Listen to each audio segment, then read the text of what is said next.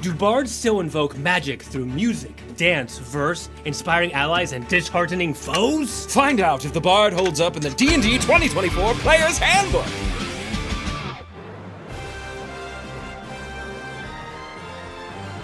What's going on, YouTube? I'm the Mind Flayer Slayer. And I'm Dr. DM, and today we're bringing you the Bard for 2024.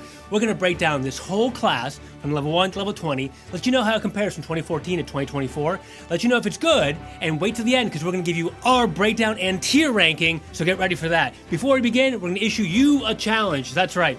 Anytime during this video, go down to the comments below and let us know which of us do you think is going to play Bard using the new 2024 Player's Handbook rules. If you get it right, we'll come back and heart your comment. Okay, so let's get started on Bard level 1. Bardic inspiration. You can supernaturally inspire others through words, music, or dance. This inspiration is represented by your Bardic inspiration die, which is a D6. Using the Bardic inspiration as a bonus action, you can inspire other creatures within 60 feet of yourself who can see or hear you. That creature gains one of your Bardic inspiration dice. A creature can only have one Bardic inspiration die at a time.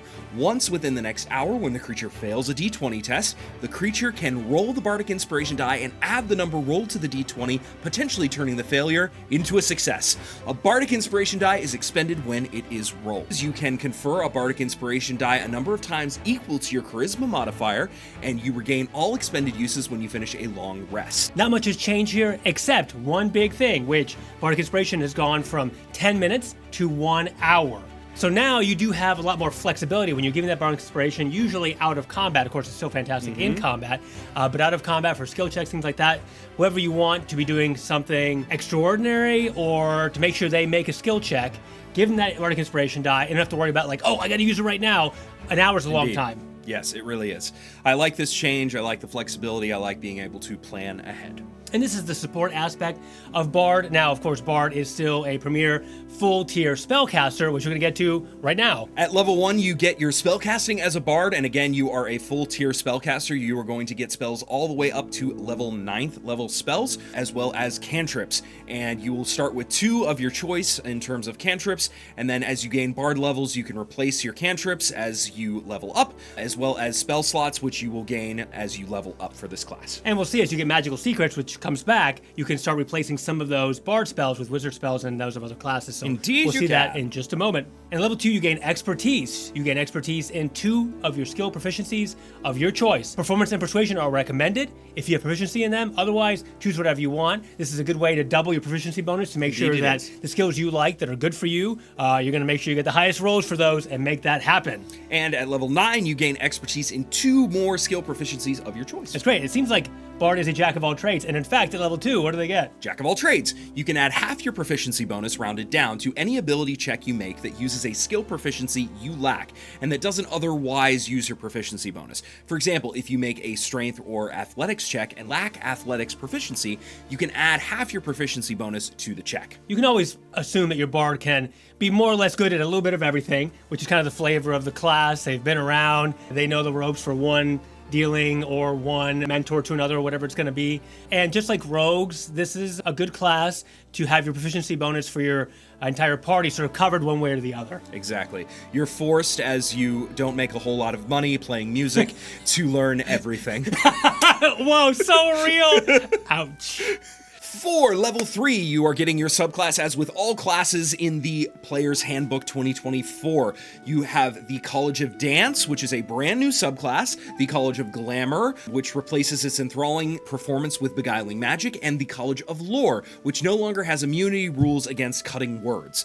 You also are going to have the option of College of Valor. You can now use simple or martial weapons as a spellcasting focus and use a cantrip on your extra attack. It's a little blade slingery, and we'll cover all of these very soon, coming up this week right after this video. So get ready for our coverage of all 4 of Bard subclasses, let you know if they're good and how they may be good for you and your character. So moving on to level 5, you get Font of Inspiration. You now regain all your expended uses of Bardic Inspiration when you finish a short or long rest. That's fantastic. Already at 5. Level, yeah, wow. There's a lot of these abilities have been shored up now for if you do lots of encounters during the day or long dungeon crawls. Now you can make sure your resources are ready to go, even on a short rest, because you do get a few of those throughout the day. So this makes sure, once again, that your Bard is always able to support the party whenever they need with those Bardic Inspiration dice. Indeed. At level 7th, you're getting Countercharm. You can use magical notes or words of power to disrupt mind-influencing effects. If you or a creature within 30 feet of you fails a saving throw against an effect that applies the Charmed or Frightened condition, you can take a reaction to cause the save to be re-rolled, and the new roll has advantage. Yeah, this is okay. It comes back from 2014. It's definitely better. Before, it was super duper narrow. Yes. Now it's still sort of narrow, as in you still have to be Charmed and Frightened, which happens, but not all the time. But if that happens, now you have a better way of saving against that using Countercharm. So I would say it's actually useful now as an ability. Agreed. Okay, then moving on to level 10, you get Magical Secrets. You've learned secrets from various magical traditions. Whenever you reach a Bard level, including this one, and the prepared spells number in the Bard feature table increases, you can choose any of your new prepared spells from the Bard, Cleric, Druid, and Wizard list, which is huge, because that spell list is OP to be sure. And the chosen spells count as Bard spells for use, and use all your charisma and so forth.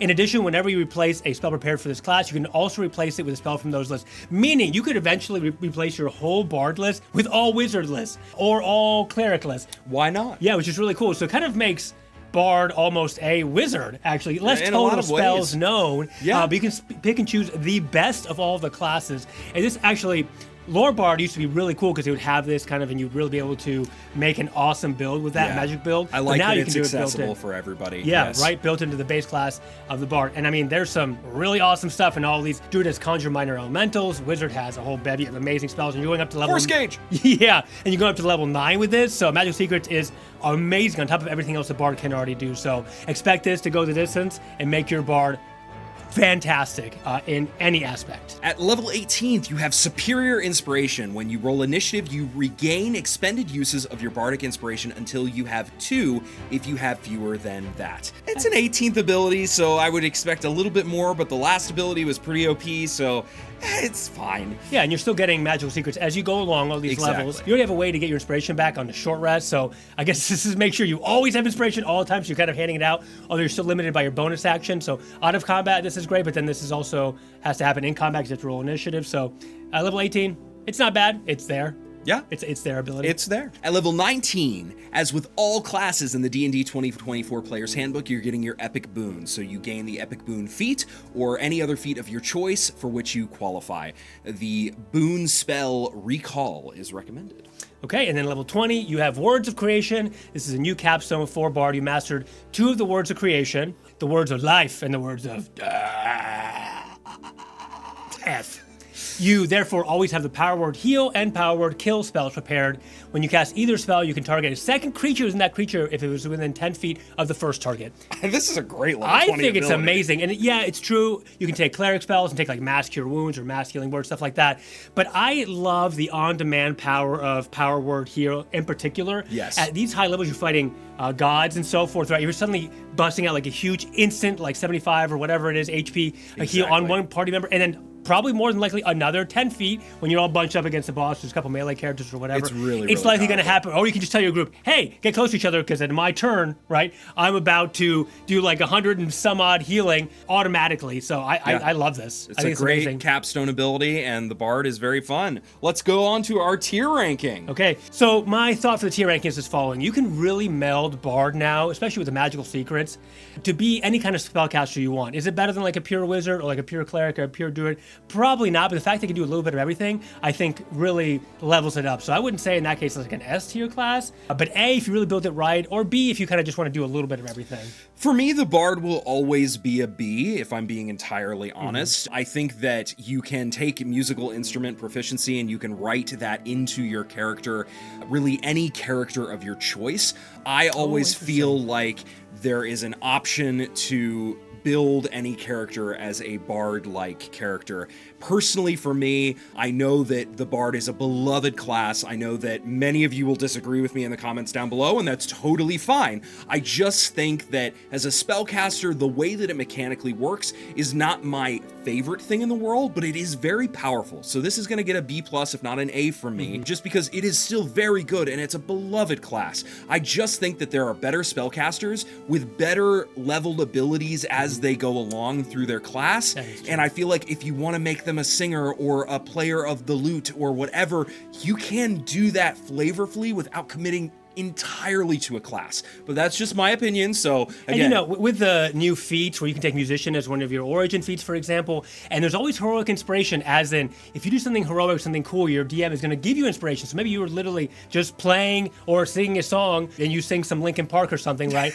At the table, your DM is going to be like, well, okay, you can give heroic inspiration to somebody. So, yeah, and I do wish when you think of like other games, whether it's video games, MMOs, or other tabletop games, right? Sometimes a support character does more than give somebody during combat using a bonus action, like one extra 1d8 or 1d6. So I do wish it's something like you can give everybody Bardic Inspiration at higher levels, right? Something like that'd be really cool. It'd really go more for the support, but I think they're just focused on it being a jack of all trades, which yeah, I could see it in that case just probably being a B, depending on how you build it. But Magical Secrets, I think, really can make this go the distance, yes, so I do like that a lot. That was a huge upgrade for the class overall. And again, some people really like the way that the Bard specifically buffs the party. Some people are really into that fantasy and that type. For me, it's not my favorite, but again, by all means, this is a wonderful class, and some of the subclasses are really knocking it out of the park. So do definitely consider taking out the Bard for your next campaign. And being the Bard and seducing that dragon, that's what you have to do. It's part of your quest line always whenever you take Bard. Always. Okay, so thank you for watching our review of Bard. We're about to get to the subclasses. We hope you enjoyed this, and as always, remember to smite that like button, ring that notification bell, and subscribe. If you would like to support us, you can go over to fanrolldice.com, pick out a bunch of shiny math rocks, put those into your cart, type in code GG10 at checkout, and that is going to give you 10% off your order and a kickback to the channel so we can continue bringing you this awesome content. And you can now join us. You can become a subscriber here on YouTube. There's a join button now on our homepage. Get in there. You can become a Green Squire, Green Knight, Green Lord, and support us. We really appreciate it. We want to keep leveling up our game, bring you this epic, awesome content. And I think that's pretty much all we got. So get ready for the next videos. And remember, do you have the time to listen to us whine?